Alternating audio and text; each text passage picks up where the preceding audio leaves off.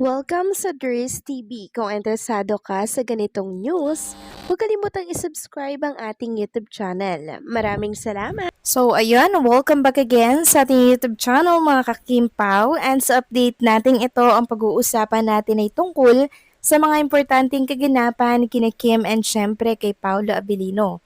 Pero bago po ang lahat, maraming salamat sa inyong patuloy na pagsuporta at pagsubaybay sa mga daily update natin. Kaya naman bilang pasasalamat, narito po ang isang napili kong komento patungkol yan sa naging previous update. Mula po ito kay Ginang Edetana Donza. Sabi niya, salbahin na sila kam, walang puso, ahas talaga, walang pakinabang, yang traidor. Maski pure kapatid niya, pinagnakawan pa. Salamat naman sa dating may-ari ng tahanan or property sa Tagaytay na binili ni Kim ay sumaklolo. Buti na lang ng maaga, salamat naman sa kanya. Ano ba sila kam ngayon? Bakit siya nagkaganyan? Matulong ko lang, may asawa ba sila kam? I mean, married ba siya? Pag hindi siguro may taong nagdikta kay Lakam na ito ang gawain niya, ang magnakaw kay alamin ni Kimi yan. May taong nagutos para ma-down si Kimi. Yun ang hinala namin, kaya time to investigate to know what's this behind the incident. Kaya tama ginawa nila, madaliin ang imbestiga sila Kam, tulungan natin si Kimi para makuha ang hustisya sa pagnanakaw ng mga ari-arian or property niya, lalo na sa pera. We know God is there to protect Kimi.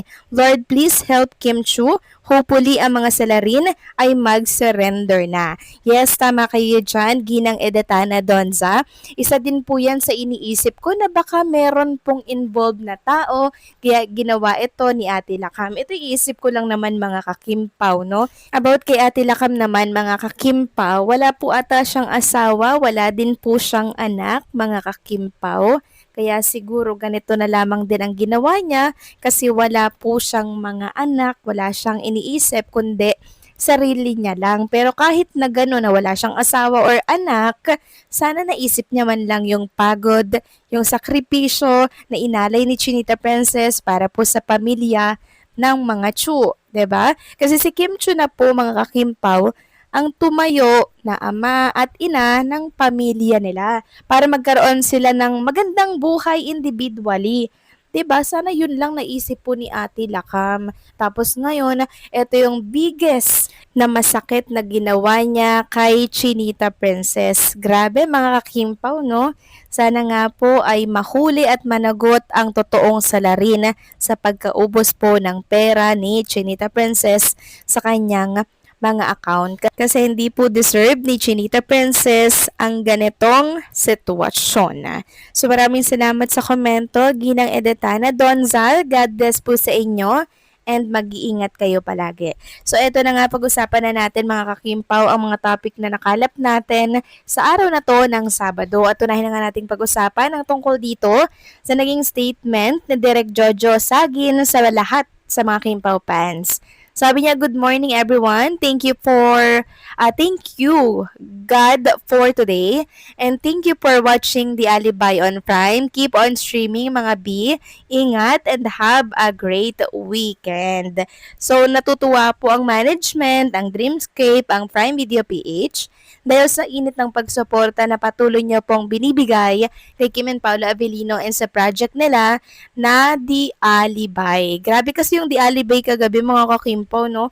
Sobrang mixed emotion na naman ang nangyari. At sabi nga po ni Mai, episodes 9 and 10 were exceptional as always. But it really felt like some important scenes were cut. Suddenly, Stella has a bruise on her lip and episode 10 opens with her comforting Mama Mona about the club closing even though the previous episode showed they had no violations.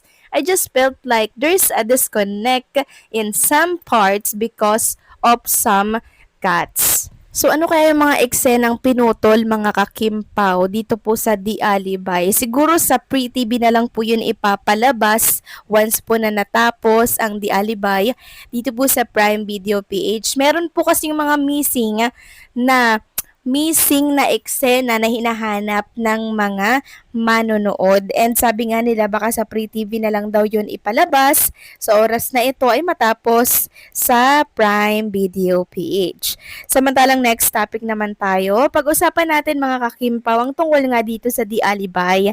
So marami pong nalulungkot since episode 10 na nga po yung napanood nila kahapon, araw po yan ng Friday. Meron nga po akong nabasa ganito, nakailang episode na ang Di Alibay, malapit nang magwakas ito, 4 na episode na lang, meaning 2 Friday na lang ang pagsasaluhan natin at magpapaalam na ang Di Alibay ni Kim at Paulo. Paano na tayo? Mamimiss natin sila ng sobra nito, maboboring tayo ng sobra. Sana naman gawa ng part 2 ito ng Dreamscape dahil napakaiksi lang nito. Please Dreamscape, muli ninyong dugtungan ng Alibay series, gawin nyong up to 100 episode. Sa pagkakaalam ko kasi 14 episode lang ito. Sana makiusap ang Kim Pao para dito sila ang susi sa pagkakaroon ng part 2. Huwag sanang mag-goodbye agad since in demand naman ito sa market. Taging Dreamscape, sana pakinggan nyo po ang hiling namin. So yan po mga kakimpaw, yung kinalulungkot ng marami na si Kim and Paul Abilino mag-goodbye na para dito sa Di Alibay na napapanood po sa Dreamscape. So once kasi na natapos ito sa Prime Video PH, ililipat naman po nila yan dito sa telebisyon, sa Free TV. So doon natin sila mapapanood. Pero syempre, paulit-ulit na lamang po. Kaya sana nga ay dinggin po ng Dreamscape ang panawagan ng mga fans at ilang mga casual netizen na gawan po ng part 2 ang Di Alibay kasi sobrang nabitin nga po ang marami. Sobrang nabitin, tas every Friday lang din po ito napapanood. So sana nga gawan po ng part 2 kung di naman po kalabisan, 'di ba? Para sa mga fans na nagmamahal at sumusuporta kay Kim and Paulo, 'di ba? Sana po ay dinggin ito ng management ni Kim and Paulo. At kung hindi naman po, wag kayong mag-alala dahil by 2026 po magkakaroon ulit ng project si Kim and Paulo Avellino and naka-line up na naman po 'yan.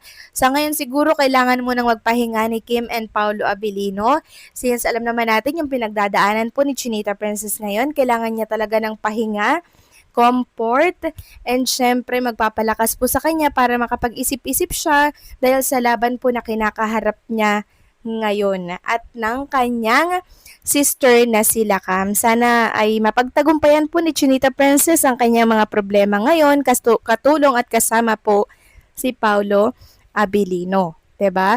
Pero sana hindi din po tanggalin or alisin yung pag-asang magkaroon ng part 2 itong Di Alibay dahil sobrang nabitin po ang mga manonood. Kaya taging management ni Kim and Paulo, lalo na po ang Dreamscape PH na kung saan ay gawa ng part 2 ang Di Alibay. So anong sa inyo dito mga kakimpaw? Agree po ba kayo? Please comment down below and don't forget to like, share, comment, and subscribe.